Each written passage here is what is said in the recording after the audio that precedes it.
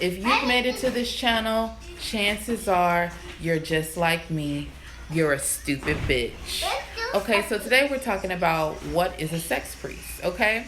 We're talking about this because I've received a lot of negative criticism, a lot of negative feedback about sex priests, especially from men. So a lot of people have insinuated that a sex priest is a sacred whore or some type of prostitute.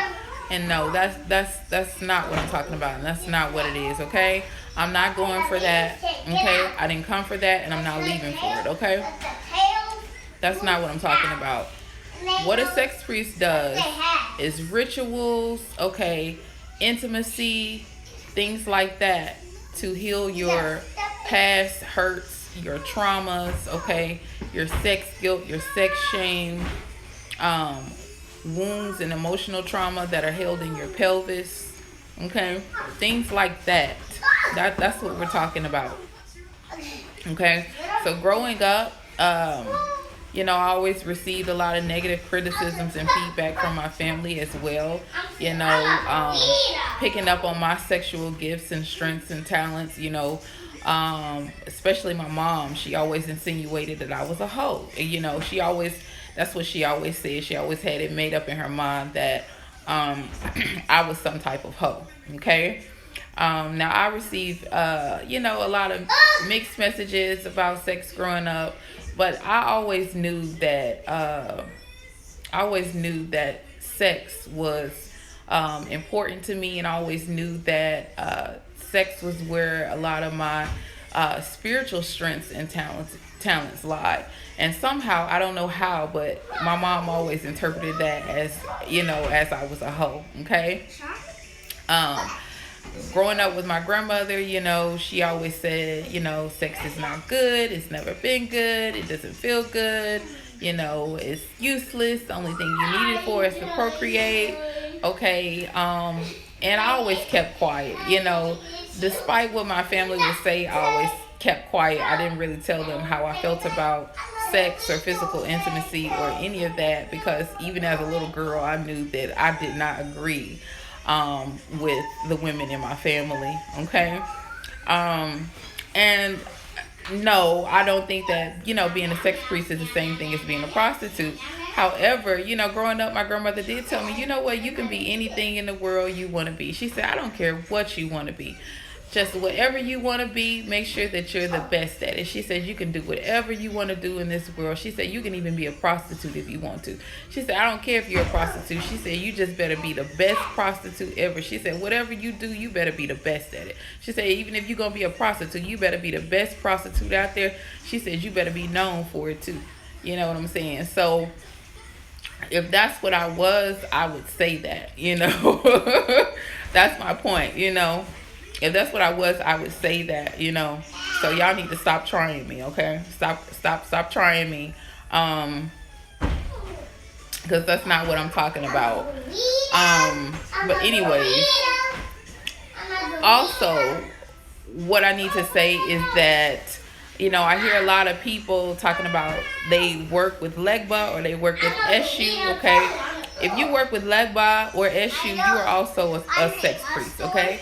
Priests who work through those spirits are also sex priests, okay? Because working with Eshu and Legba involve worshiping the lingam, okay?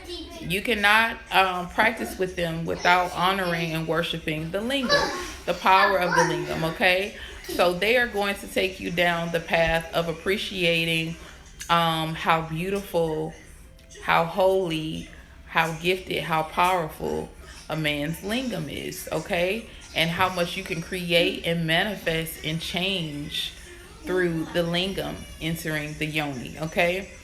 This is why I have such a big problem with people who are, they are so hung up on gay pride that they feel like it's beneath them to put their lingam in the correct place needed in order to manifest what I'm talking about through Legba and Eshu, okay? They think that that's beneath them. And that is why a lot of priests are sitting around confused at why, Legba and Eshu are not working for them the way that they should, why they're not seeing what they're supposed to be seeing, why they're held up, and it's because they're not having intimacy with a woman, or they're a woman and they're not having intimacy with a man, okay? In order to see their full strength and their full power and what they can really do for you, you need physical intimacy involving a woman and a man, okay? Because that is how their power mainly works. If you really want to see some amazing stuff, you need to experience it through the lingam and the yoni, okay? What else do I want to tell you guys about sex priests? Oh, I know, I wasn't expecting to be as attacked as I was. As soon as I got into the spiritual community, I was extremely attacked. And I wasn't expecting that, I had people screaming at me from the LGBT community all the time in the spirit, bitch, he's gay! Bitch, he's gay! You know what I'm saying? I've had them, people doing rituals on my yoni, trying to pull it off, trying to pull my yoni off, trying to force me to get a sex change. I've had people try to torture my yoni for over a year, trying to cause my yoni pain, because they don't want me reaching out to gay men. They don't want gay men involved in sex magic and healing through sex if it involves the yoni. A lot of people, and this is men and women, that feel like gay men are unworthy of the intimacy involving a yoni and a lingam, and they're willing to kill you over it. And I didn't realize that they hate each other that much. I did not realize that gay men hate other gay men that much, and I didn't realize that, some of the gay goddesses that they worked through were so brutal, because, some of these gay goddesses, have extremely attacked me and, try to abuse me sexually.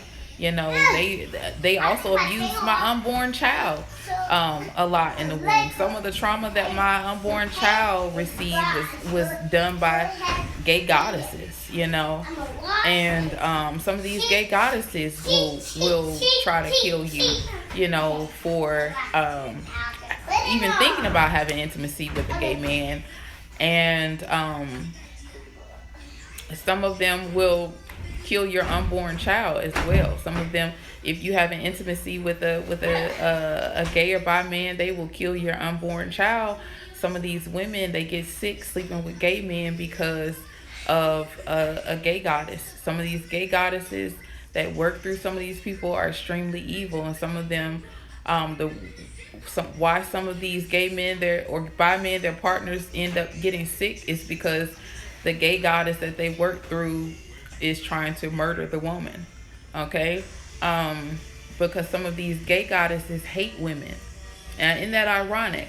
Some of these gay and bi and transgender men, they're feminine, they have feminine attributes because they have female spirits working through them, and they have a gay goddess, that is watching over them and that is living through them. But the ironic thing is that even though it's a goddess, some of them hate women. Okay, this is the reason why some of them have such bad attitudes with women. Some of them try to hurt women. Okay, or sometimes it's not the man. Sometimes it's just the gay goddess that works through him. He may be actually trying to love you and be genuine, but his gay goddess may hate women. Okay, so some of these, don't think just because you're gay that your spirits, you could even be a lesbian. Don't think that because you're gay, that the spirits that walk with you or watch over you like women, because some of these gay goddesses inside some of these men and women hate women. And that is how some of these women end up dead, or they end up really sick because they've been attacked by one of these gay goddesses, or how they end up having a miscarriage because one of these gay goddesses, because some of these gay goddesses are extremely jealous, especially if a gay man gets another woman pregnant. They're so jealous, sometimes they will kill the baby before it's born. Okay? So, anyways, that's just a little bit about being a sex priest. I'm probably going to come back and let you guys know a little bit more. Okay? I love you. Bye. I just am.